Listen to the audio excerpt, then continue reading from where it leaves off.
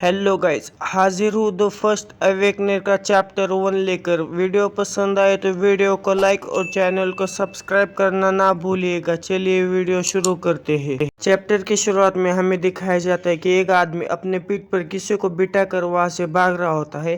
तभी उसके सामने एक सफेद बालों वाला आदमी आकर उन दोनों को वहीं पर जान से मार देता है। फिर अगले सीन में हमें दिखाया जाता है कि वहां पर चारों तरफ लाशें लाशें गिरी हुई होती है और वो सफेद बालों वाला आदमी उन लाशों के बीच में से आगे चल रहा होता है। तभी पीछे से एक आदमी आकर उससे कहता है कि मिस्टर बॉबी, हमने अभी तक मनी को नहीं देखा।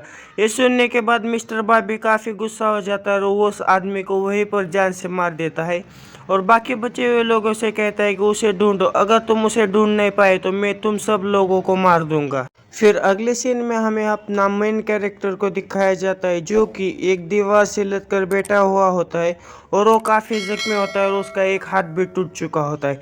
तभी सिस्टम को उसे नोटिफिकेशन आता है कि क्या आप टाइम में पीछे जाना चाहते हैं। फिर से सिस्टम का एक और नोटिफिकेशन आता है, अगर आप टाइम में पीछे चले गए तो आपकी जो कुछ भी एबिलिटीज है वो पूरी तरह से रीसेट हो जाएंगी और आप जिस समय में पीछे जाना चाहते हैं प्लीज वो डेट चूज कीजिए। फिर ये सुनने के बाद अपना मेन कैरेक्टर कहता है कि February 20th 1985 जब मैं पैदा हुआ था। फिर हमें अपने मेन कैरेक्टर को दिखाया जाता है जो कि उसके माँ के पेट में होता है और उसकी माँ हॉस्पिटल में एडमिट होती है। फिर हमें दिखाया जाता है कि अपना मेन कैरेक्टर अपने मन में कहता है कि क्या कुछ गलत हुआ है।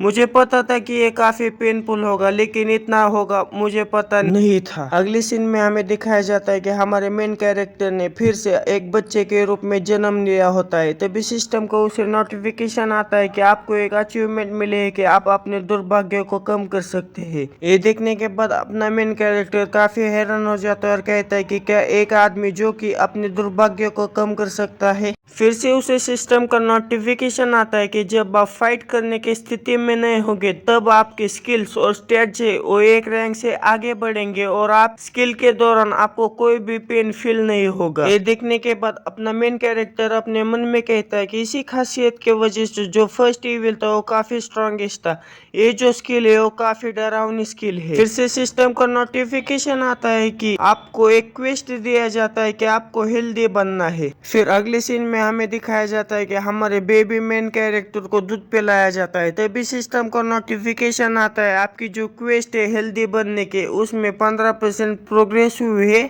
300 में से। फिर अगले सीन में हमें दिखाया जाता है कि हमारे मेन कैरेक्टर को उसकी माँ ने अपने गोद में उठा रखा होता है। तभी वो अपने मन में कहता है कि एक क्वेस्ट जैसे मैं पैदा हुआ वैसे ही ये शुरू हो गया था। फिर हमें दिखाया जाता है कि उसे सिस्टम का नोटिफिकेशन आता है कि आपकी जो क्वेस्ट है वो कंप्लीट हो चुकी है जिसकी वजह से आपकी वाइटलिटी में 1 से बढ़ाया जाता है, आपको परसेप्शन में 1 से बढ़ाया जाता है और आपको 3 पॉइंट्स दिए जाते हैं। आपके पास टोटल 3 पॉइंट्स है। फिर से सिस्टम का नोटिफिकेशन आता है हेल्दी बनने का सेकंड क्वेस्ट चालू हो चुका है। फिर अपना मेन कैरेक्टर अपने मन में कहता है कि ये कितना जेनरस रिवॉर्ड है, जो आदमी अपने दुर्भाग्य को कम कर सकता है। इसी वजह से जो फर्स्ट इविल है वो काफी ज्यादा स्ट्रॉन्ग था। फिर अपना मेन कैरेक्टर कहता है कि 8 इविल्स और 8 हीरोज जो 16 एस क्लास अवेकनर्स थे उन्हें सबसे ज्यादा स्ट्रॉन्गेस्ट माना जाता था।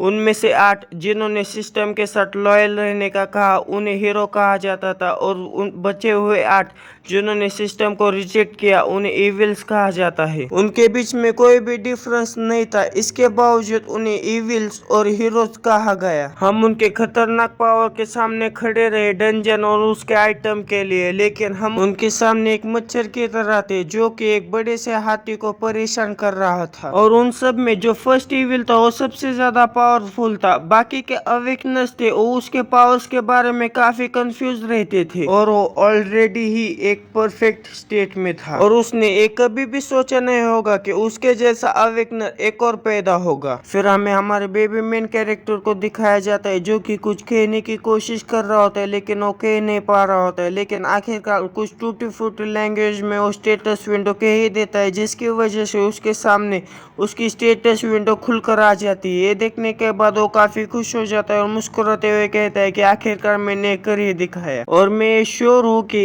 इतनी कम एज में स्टेटस विंडो को कॉल करने की वजह से मुझे काफी अच्छा रिवॉर्ड मिलेगा। तभी सिस्टम का उसे नोटिफिकेशन आता है कि कांग्रेचुलेशन, आप पहले अवेकनर बन चुके हो। दोस्तों अब से हम हमारे मेन कैरेक्टर को सुनु कहकर पुकारेंगे। ये देखने के बाद सुनु काफी हैरान हो जाता है और कहता है कि क्या फर्स्ट अवेकनर जैसा मैंने सोचा था ये उससे भी ज्यादा अच्छा है। फिर से उसे सिस्टम का नोटिफिकेशन आता है कि आपने चैलेंजर बॉक्स को ऑब्टेन किया है फर्स्ट अवेकनर बनने की वजह से। फिर अगले सीन में हमें दिखाया जाता है कि वो चैलेंजर बॉक्स मेन कैरेक्टर के सामने अपेयर हो जाता है, जिसे देखकर मेन कैरेक्टर काफी हैरान हो जाता है और अपने मन में कहता है कि हाई रैंक बॉक्स है जो कि मुझे टाइम में पीछे जाने के लिए एक बार चांस देगा। फिर हमें दिखाया जाता है कि वो बॉक्स धीरे धीरे करके खुलने लगता है और पूरी तरह से खुल जाता है। तभी सिस्टम को उसे नोटिफिकेशन आता है कि आपको ऑडियंस ब्रेथ स्किल मिली है। फिर हमें सुनु को दिखाया जाता है जिसके के हाथों में चारों तरफ बिजलियां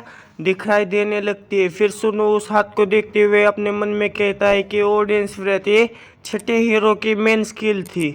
फिर हमें छठे हीरो को दिखाया जाता है जो कि अपने एक चुटके बजाकर उसके सामने जो कोई भी था उसे बिजली का झटका देकर उन्हें वहीं पर जान से मार देता है। ऐसा कहकर छठा हीरो जोर जोर से हंसने लगता है। फिर सुनु कहता है कि मैं उस दिन को नहीं भूल सकता था जब उसने अपने एक ही चुटकी के साथ मेरे आधे गिल्ड के मेंबर्स को मारा था। मैंने अभी पावरफुल स्किल को पोजेस किया है जिसको कि देवताओं के नाम से नवाजा जाता है। अब फाइनली मैं उनके सामने खड़ा हो सकता और उनके साथ मुकाबला कर सकता हूँ। वो दिन आने से पहले मुझे सब कुछ प्रिपेयर करके रखना पड़ेगा। फिर हमें दिखाया जाता है कि हमारा बेबी सुनु रोने लगता है जिसकी वजह उसके माँ और पिताजी उठ जाते हैं। फिर उसके माँ उससे कहती कि क्या हुआ बेटा। फिर पिताजी बोलते हैं क्या अभी वो उठ गया है।